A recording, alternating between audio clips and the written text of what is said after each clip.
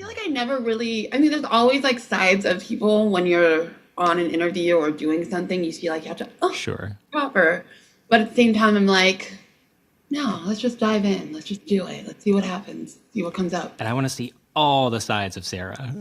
Oh, you will. I'm ready for the good, the bad, the ugly, the raw, the vulnerable. You ask anything you want to know. Perfect.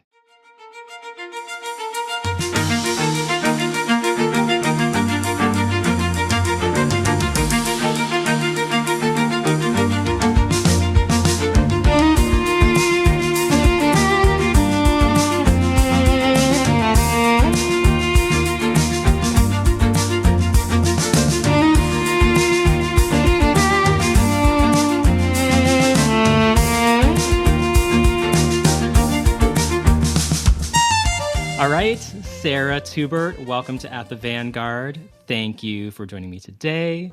To start, I would love for you to introduce yourself and just tell us, who you are and all the amazing things you do. That's a really big question. I know. There's so many avenues to go, But you did but say just dive right in, so. we are diving right in. So hi, my name is Sarah Tubert. I am an actress. I'm a motivational speaker. I am captain of the USA National Deaf Olympic volleyball team. I am an author with a children's book that just came out. Y'all should check it out. It's called The Girl with the Crooked Smile. My co-author wrote it, which happens to be one of my best friends, Caitlin Brooke.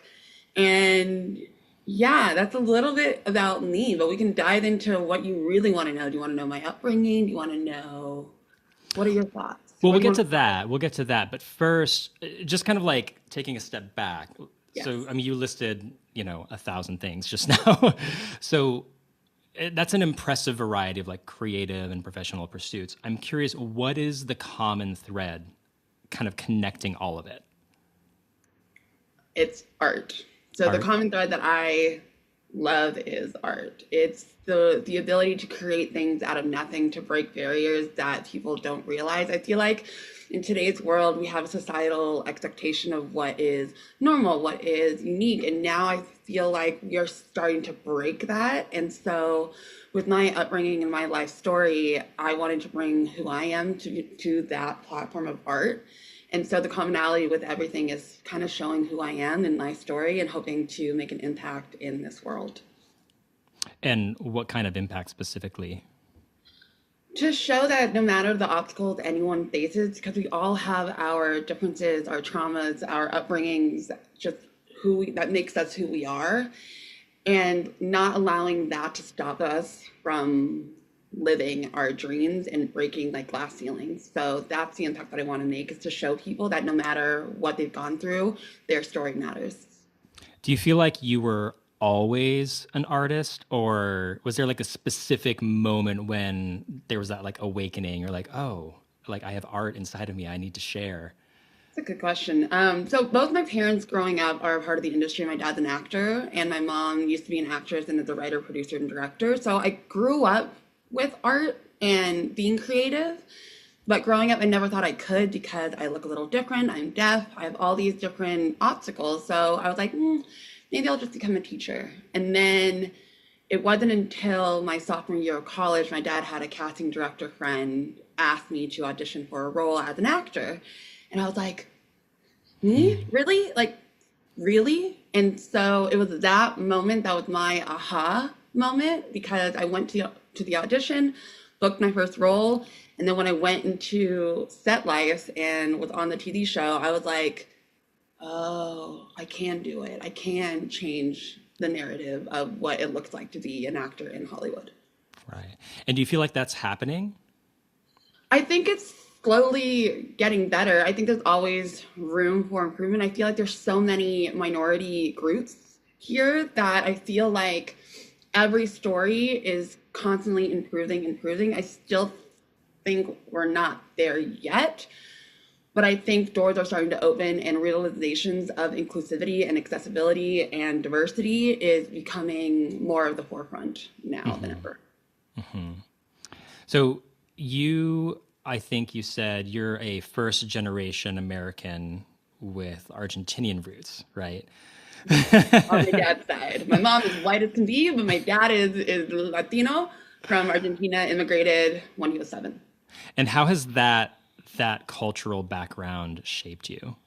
Oh, so I was really close with my grandparents who both were born and raised in Argentina. And that culture of family, of warmth, of love, of community really rooted me into who I am.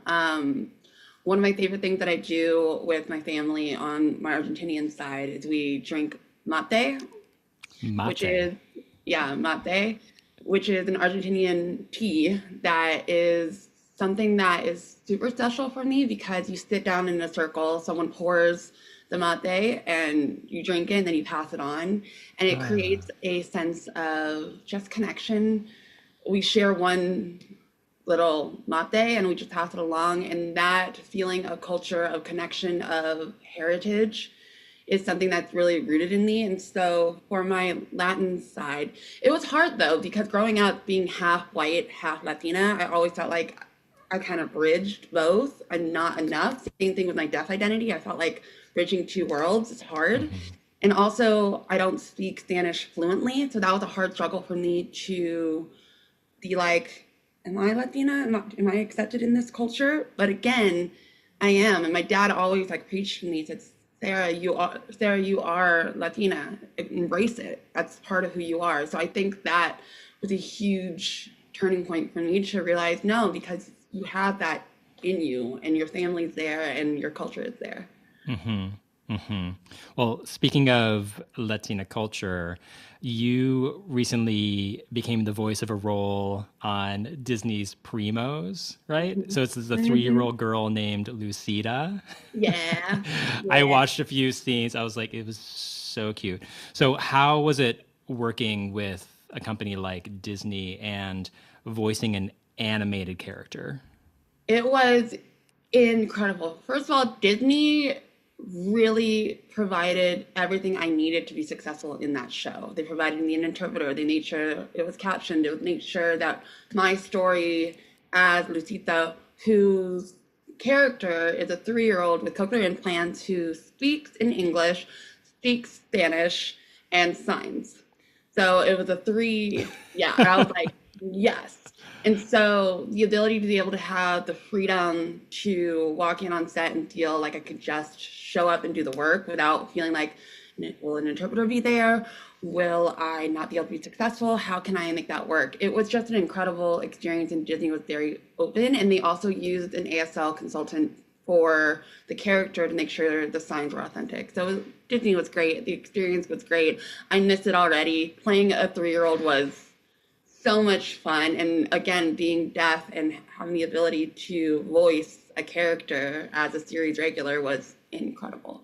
Wow. And so Disney did all of that on their own, right? Without you having to like advocate for yourself.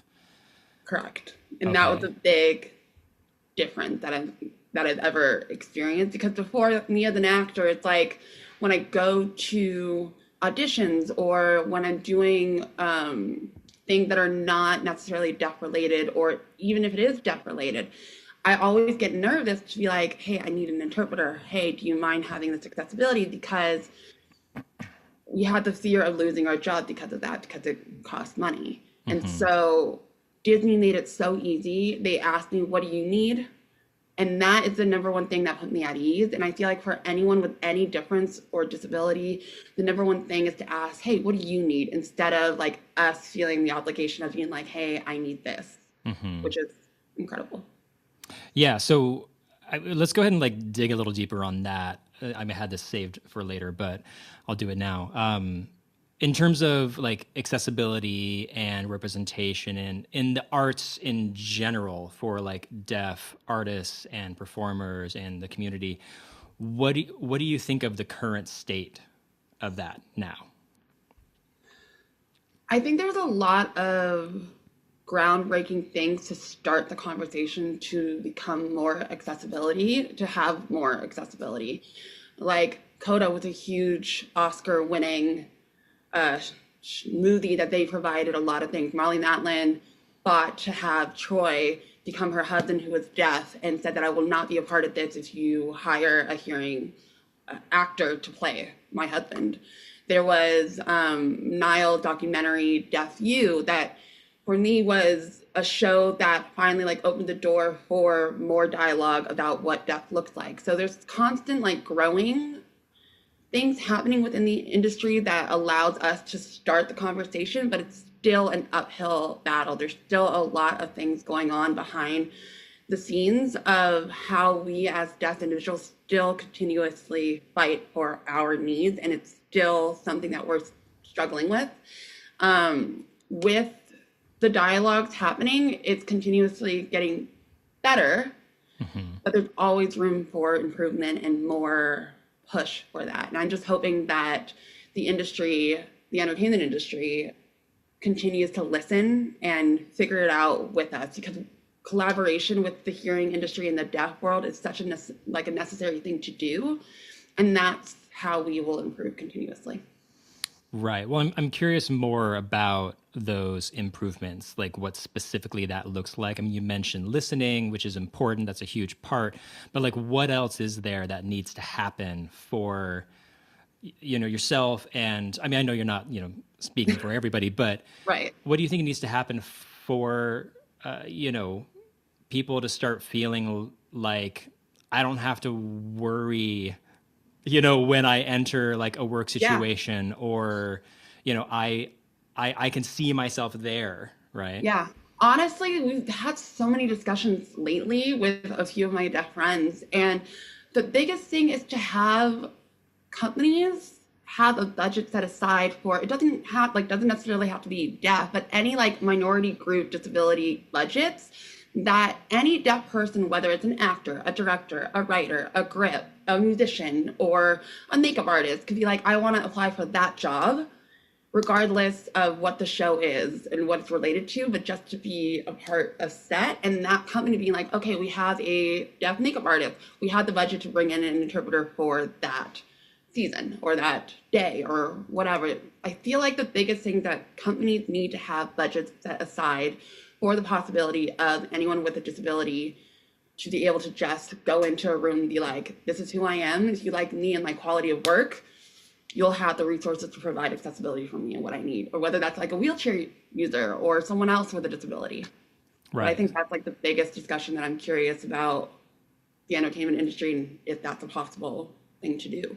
Sure. And that's companies, right? So what about like individuals, like the average person, and even people who are not specifically involved in the arts?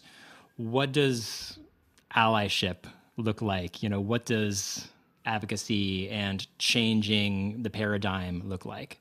Yeah, I think for the general population is just asking that person what you need.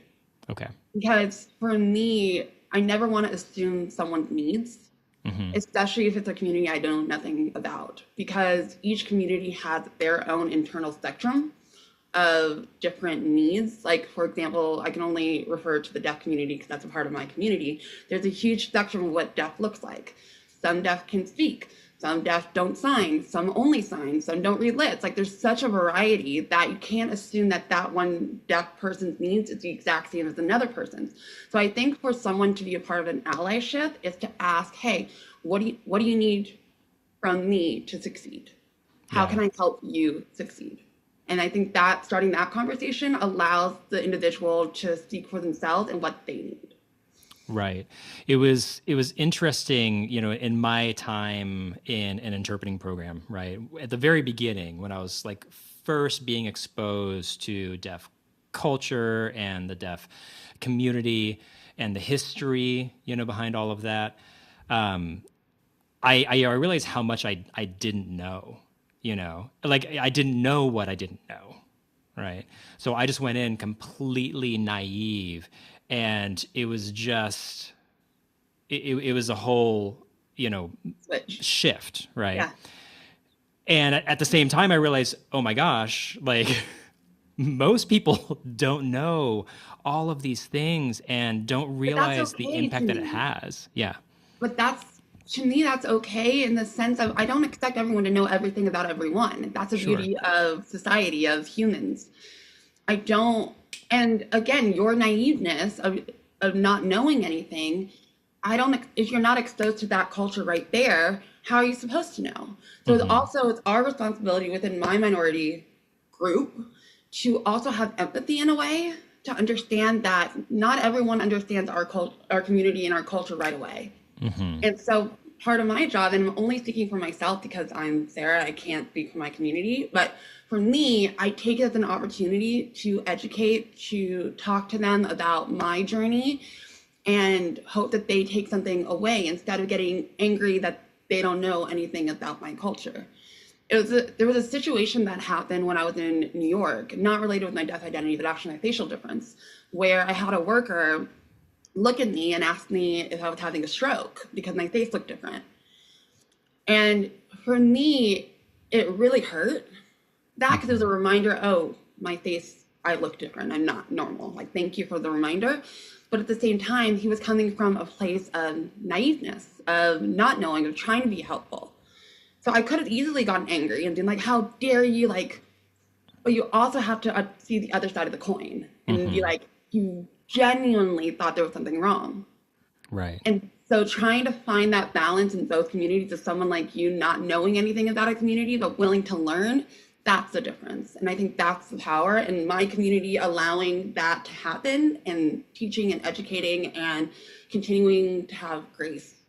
Yeah. Yeah. That willingness to learn is everything, really. I mean, do you think that, beyond just asking what people need, right? Do you think people in majority groups have a responsibility to kind of close that gap of of of ignorance, like on themselves, like to basically pursue kind of learning more?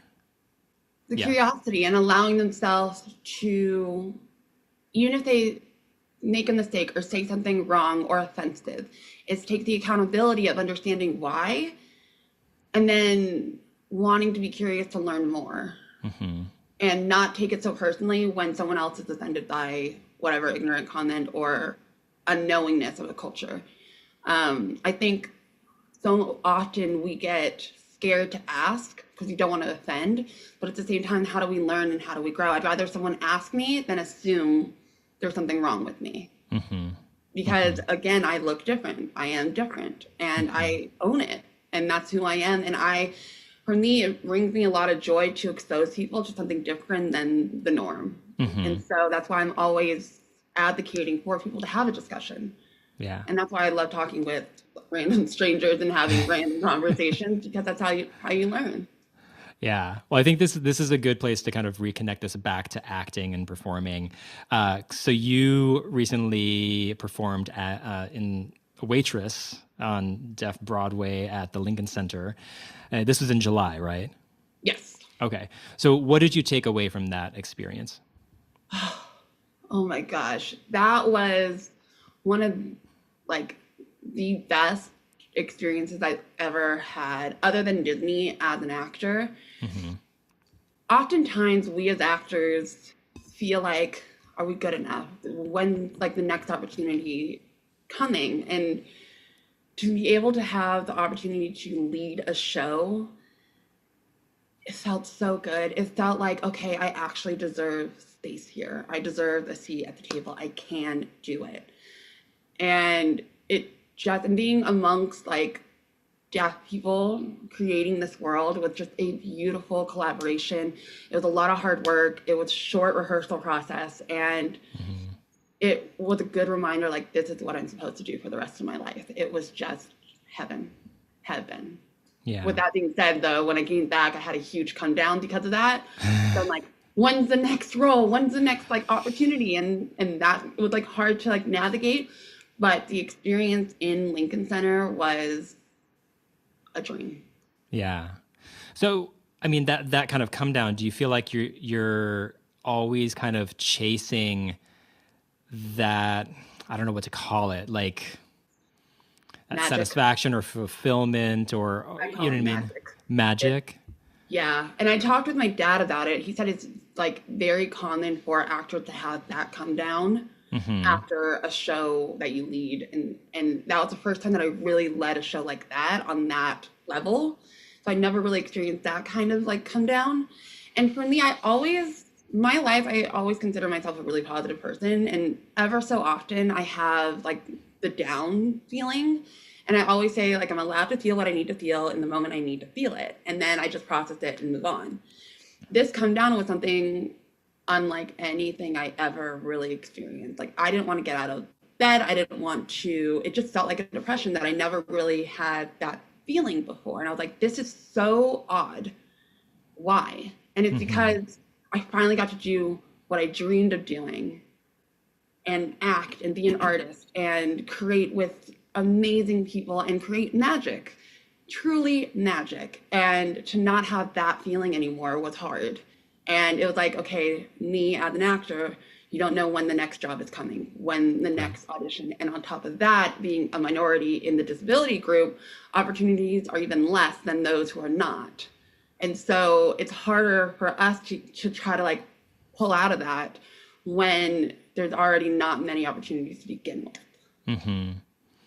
I know there's probably a lot of people out there who have that same feeling of, before you did Waitress, right? But that feeling of like, I haven't had that magical experience yet, and I've been working so hard for so long, and they start to feel a little deflated. Like, what would you tell them? What's your advice to that person at that stage in their career? That's a great question. Honestly, just keep creating. Find ways, outlets to create. Jump into an acting class or a writing class or start writing. Create your own storyline. Create your own world. Create your own magics. While I was looking for that next opportunity, I didn't stop creating. I didn't stop being an artist. I dove into other projects, other things that fulfilled my cup until that opportunity comes. So I think that's my biggest thing. And surround yourself with people who are like-minded in that way and push you to be better every day. Yeah. Well, and to be one of those people too. I mean, I feel you are that person. Thanks. Yeah. I mean, again, it's not easy. Life is a hard one, but just knowing that it gets better every day and just be grateful to be able to be awake and to live a life that you're living and knowing that your story is worth it. Like, just continue pursuing what you want because eventually you'll get there. Yeah, absolutely. Well, I want to talk about Disney again and music. So you often do ASL translations of music, right? Yeah. And you recently had a performance of Show Yourself from Frozen 2, and that video has like 1.5 million views on YouTube. I haven't checked. Seriously, it's crazy. So that went viral for sure. What is your process for musical translation from English and music into ASL? So my process, I feel like it's a very different process than many people. I'm the type of person that likes to prepare and really break down a song. So my process is a very extensive one, and that's why I don't post many videos often. So first things first is I only pick songs that I really love and inspires me and makes me feel some kind of way, whether it's positive, negative, sad, mad, whatever, any kind of feeling that I want to feel. So then I'll take that song, print out the lyrics, look them over and see what that means to me. Like, what does the song mean to me? Not necessarily what it means to the world, but what does it mean to me? And then I go line by line and translate it into sign language. And then I will sit with one of my friends who's an interpreter. And typically she understands music and beats and everything. And then I will sit and sign it and be like, does it match the beat? Or can we add like another sign for that? Like, what do you think about that? Lock it in. Great. Then I go to my best friend, Carly, who is completely deaf, doesn't read lips, doesn't speak, only signs. I sign it for her and I'm like, does this story make sense with the beats, with matching everything? And she's like, yes, or adjust. I'm like, cool. Then I will sign it for my parents who don't sign and are hearing. And I'm like, does this look pretty? Like, great.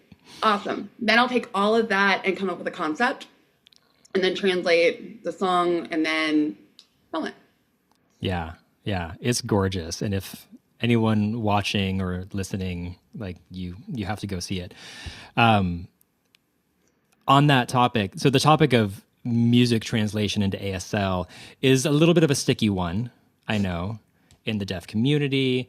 And I think, some people at least won't understand why, right?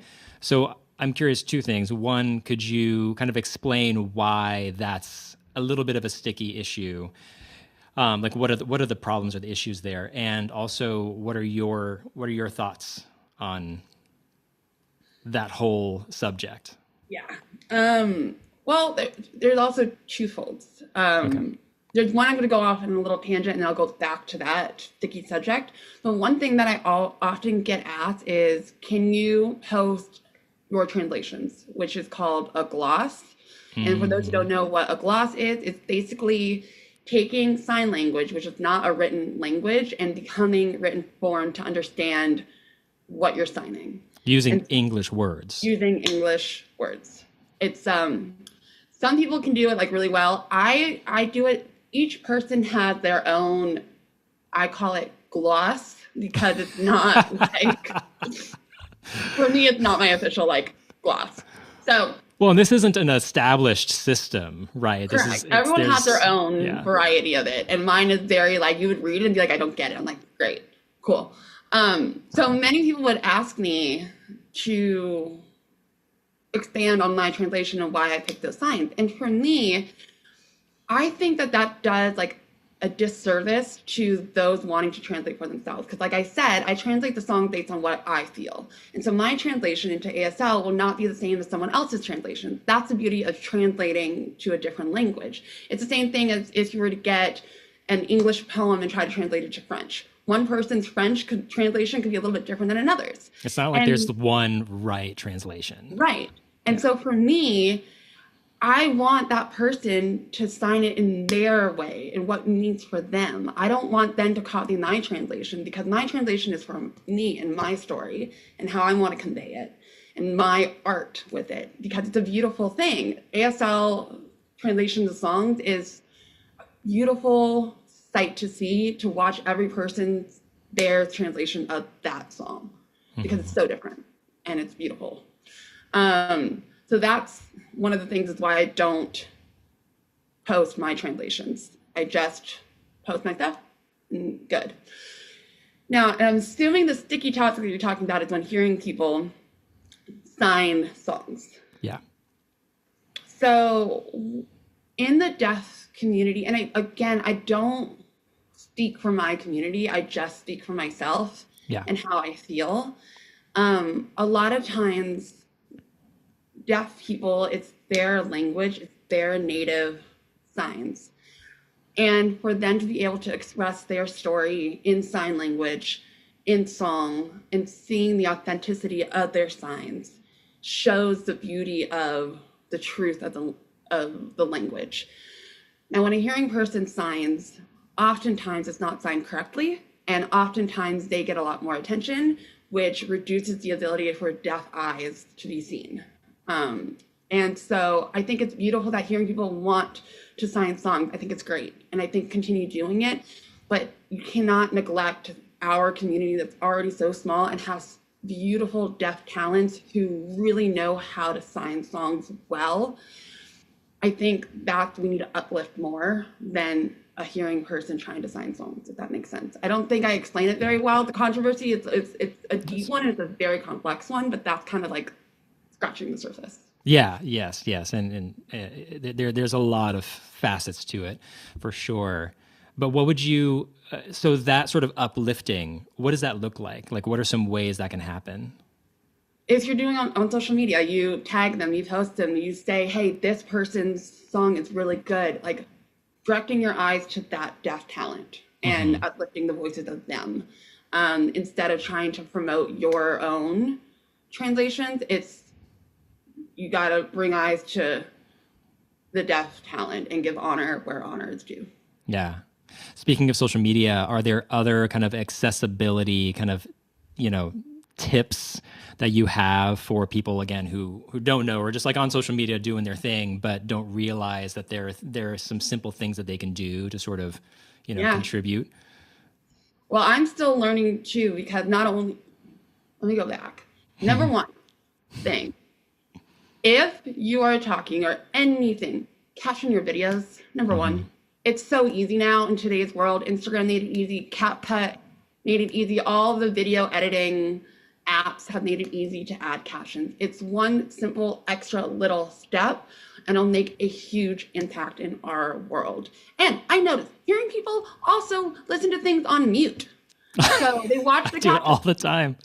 So captions are beneficial for all. So I just suggest to all hearing people, please caption all your videos. That's number one. On top of that, for me, something that I've learned, and I'm still learning, is the deafblind community. Yes. There's what's called video description and image description. And that's something that I'm learning as well on how to become more accessible, because I don't want to be a hypocrite and like reprimand hearing people caption your videos when I'm not making my content accessible for the deafblind community. So I'm still learning as well. And for that, it means whatever images you have on your story, on your post, you add a description of what that looks like. Now, it takes a lot of time and effort, I'm not going to lie, but there's ways. It's still an extra 5 minutes of your day. And that's what I'm saying is I want to try to continue to improve my accessibility. And also there's an app that helps with image descriptions that I learned, and it's called Be My Eyes.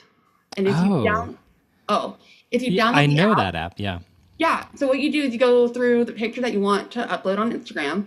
You go, where you have like that send to whatever, and it has like all those options. At the bottom, it'll say describe with Be My Eyes. Oh, and interesting. then it will give you a image description of your image. So you don't have to like manually type, because I used to manually type myself before that. And so one negative, they don't have it for videos yet. So I screenshot like clips of my videos and then translate it. But that's something I'm learning too. It's a continuous process of trying to be the best version of ourselves, of humans, and trying to be accessible for all. So caption videos and add video descriptions or image descriptions. Yeah, that's awesome. Yeah, I mean, it does take time for sure, especially in the beginning. But I will say for myself, I found that, doing it again and again and again, it becomes easier. A habit. Right. It's a habit that becomes self-conscious. Same. Like for me, it was like really hard. But again, I was like, I cannot be a hypocrite. I cannot be preaching to hearing people to caption if I'm not making it accessible for myself. And I'm saying the same thing. Oh my God, it's so hard. It's so long. Like, ugh.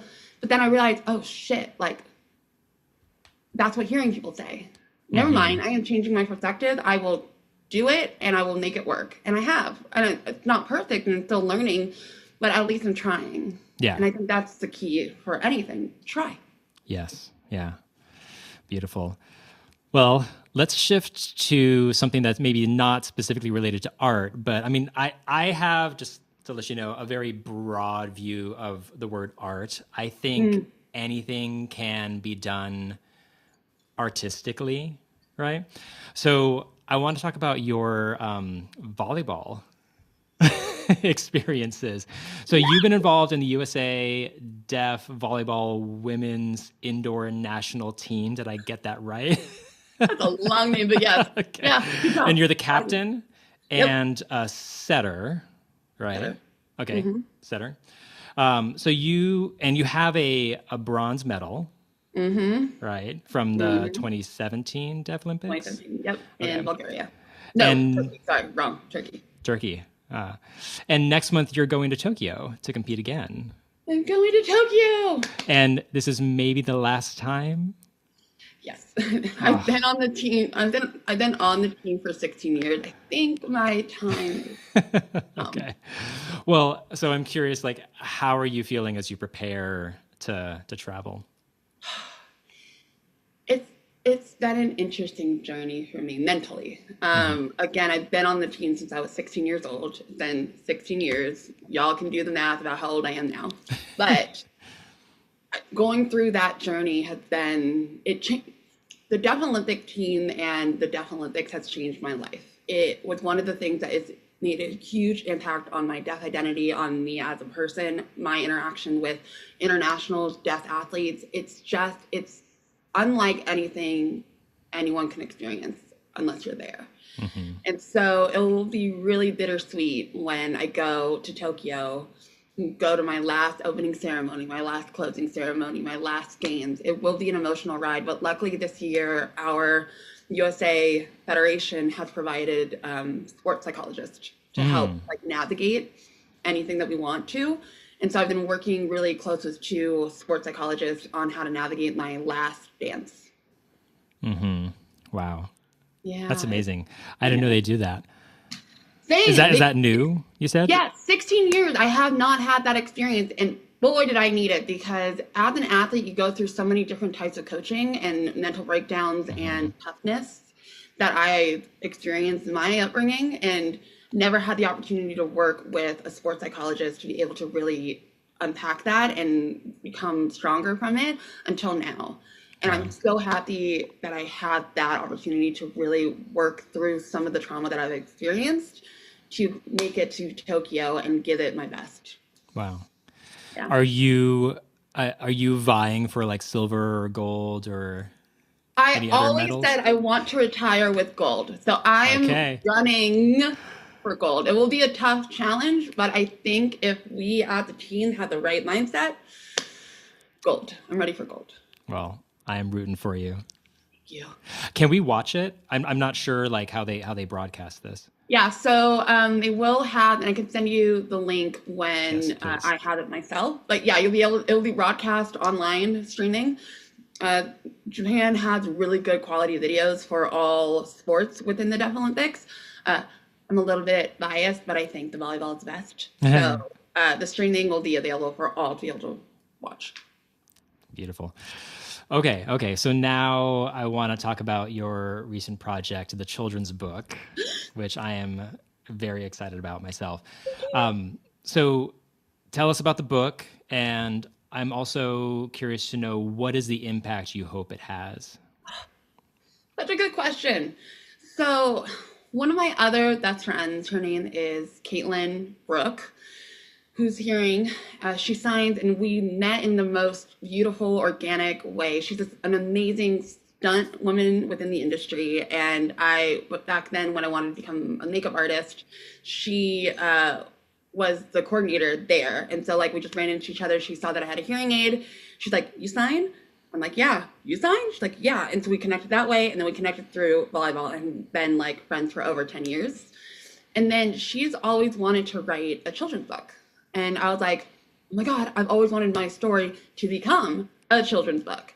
And so 2 years ago, we decided to go ahead and write a children's book. Well, really, she wrote it, but it's about my story, and it's like the collaboration of that. And what I wanted to take away from the story is the story itself, but with her and I being deaf and hearing, the collaborations of two worlds and what that looks like, and the beauty of a hearing person learning sign, immersing herself in my community and culture and everything, and just wanting to help me thrive in that way, which is beautiful.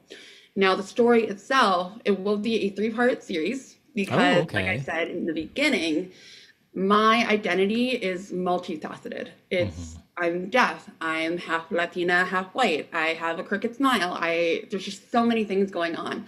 So the first book will talk about my facial difference, growing up, what that looks like.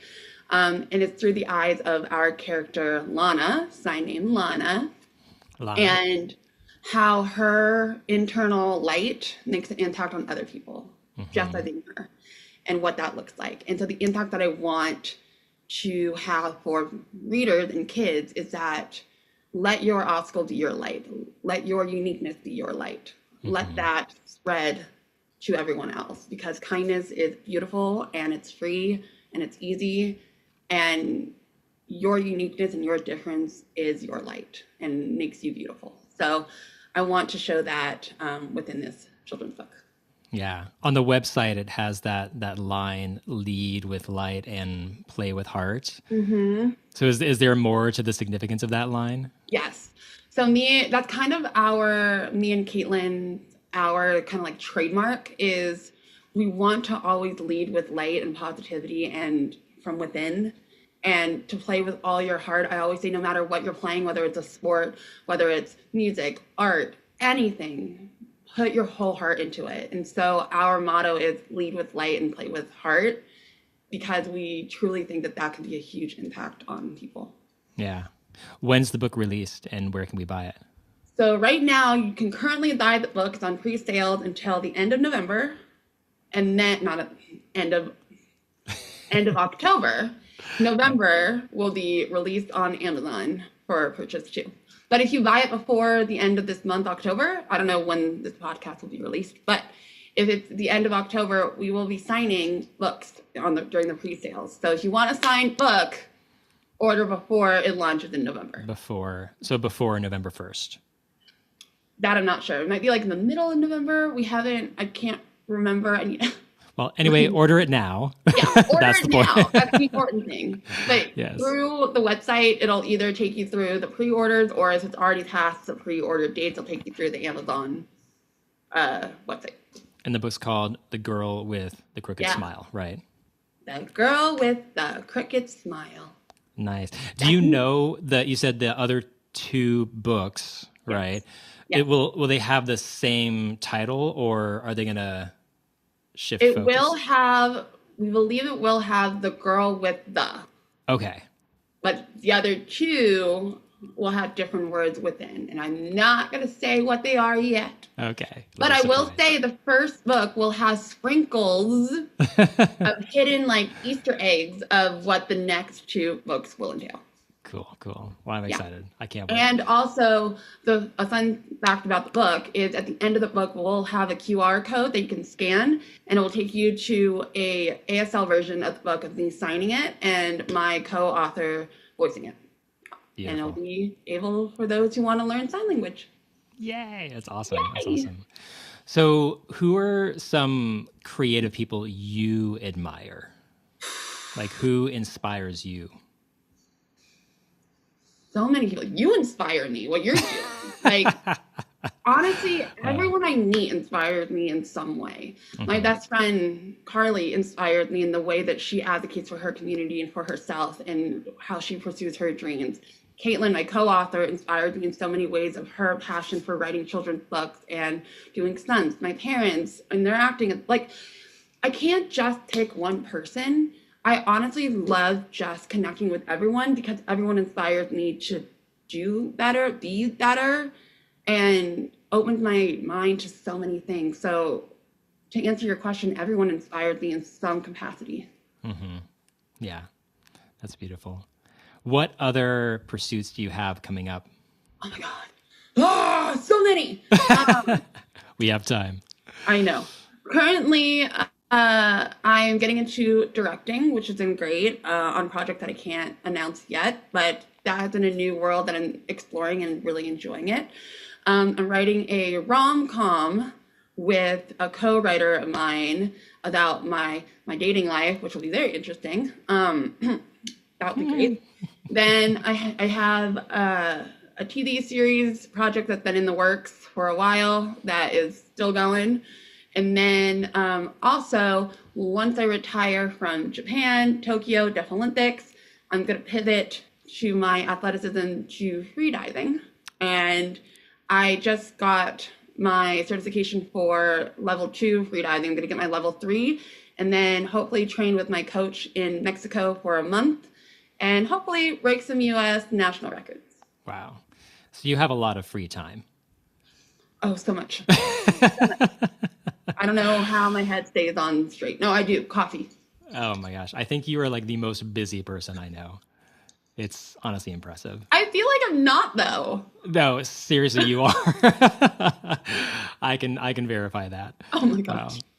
But I'm still here. You are still here and you are doing great. Is there anything else that we didn't discuss that you want to share, that you want to kind of put out there into the world? No, I think no. I just appreciate you taking the time to interview me and letting me kind of share my story and be vulnerable and raw. I think oftentimes in this industry, no matter what industry you're part of, there's always like trials and tribulations, and how do we navigate that, and how do we stay so positive, and how do we as artists thrive and continue making that our career without getting into a dark place. And so you allowing us to be able to do this is even just a beautiful thing, and it's a reminder for myself to just keep going. Yeah. And for anyone out there that's still struggling or not sure where their light is just keep going. Continue to find it, continue to get uncomfortable, continue to learn, continue to grow, because as a society, we need that. We can't be waiting for the opportunity to come. You need to make that happen. And by you making that happen will impact so many people. So like this podcast that you started, like, thank you for doing it, because who knows how many people you will impact, because you will impact a lot. So I just wanted to say I appreciate you and you taking the time to do this. Thank you. Thank you. And I will say you inspire me, and I look up to you. You're someone that I admire in life, because I think, again, like, it's so impressive what you do and how you kind of maintain that light of spirit, you know, through all of it. So I think that's very kind of infectious. So well, thank you. It's beautiful. Likewise. No, it's I just try to be myself and hope to, my biggest thing in life is if I can impact one person, I've done my job. And continuing to listen to myself and what I need. And my mom always said her favorite quote and my favorite quote is like, give from your overflow, not from your reservoir. It's like, you need to fill your own cup before you can give your light to other people. And so I continuously check in with myself to make sure, what do I need? How do I approach it? And then how can I let that fill me up enough to be able to spread it to other people? Yeah. So where can people find you online? Oh, I have an Instagram. It's just my first and last name. It's Sarah Tubert. So SARAH, T as in toilet, U, B as in boy, ER, T as in toilet, because that's the only T thing I can think of. And then it works. On YouTube, same thing, Sarah Tubert. And then I don't have a TikTok. I refuse to get a TikTok. I don't want to go down that rabbit hole of TikTok. No matter how many people are trying to get me to get one, I don't want it. I feel you. Instagram's already addicting enough. I don't need it. And the book has a website too, right? Yes. So if you want to look at the website, the book is thegirlwiththecrookedsmile.com.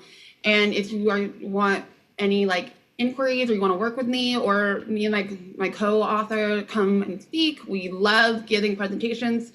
You can go through the website and contact us through that. So. Wow. Well, Sarah, thank you so much. This was an absolute pleasure. I really, really appreciate it. Thank you again for coming on the show. And this won't be the last time. I will definitely have you back, because you let me know. And if anyone has any questions from the podcast or anything you want answered, save it, and then we'll do another interview. Absolutely. I mean, you'll always have more news oh my God. to report. Yeah. Okay. Awesome. I know. And now I have to prepare for an audition. Yes. Woo. Wow. Call back. Nice. All right. Well, break a leg, and I'll see you soon. Thank you.